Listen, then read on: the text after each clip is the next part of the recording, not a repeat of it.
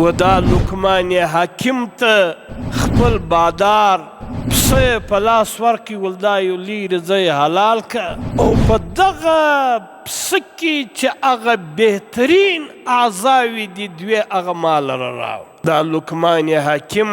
دا په ابتدا کې مری و. د حکمت آغاز له دا وخت وسو چې و دا لقمان حکیم ته خپل بادار یو پسه په لاس ورکړي ول دا یو لیرې ځای حلال که او په دغه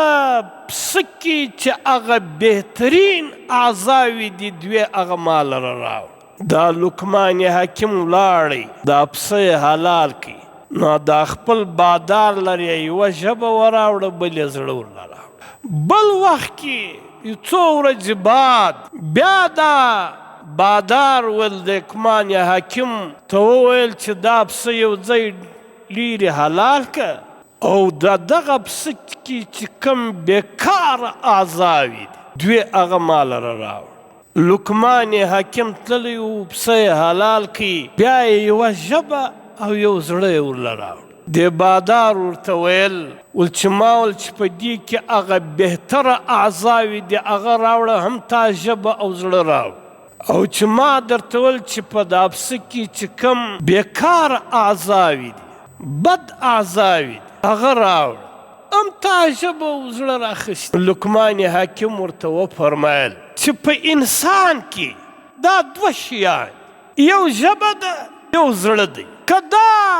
بهترین استعمال سول نو دی به بهترینه سړی له ده څخه جوړېږي. په دا کې زما هغه سبق او تنبیه و تا ته دغه و چې په انسان کې دغه دوه شیان دي یو ژبه بل زړه او که چیرې دا پاسد سول د انسان ژبه په کنټرول کې نه وه بیهوده استعمالوله او د زړه خیال نه ساتي دا د انسان د بدوالي دپاره ذریعه او سبب دغه دوه شیان ګرځي. بهتره هم دغه دوه شیان دي او د په شر او د فساد شیان هم دغه دوه دي چې یو ژبه ده بل زړه ده. ځکه لقمان حکیم فرمایي چې ما د 4000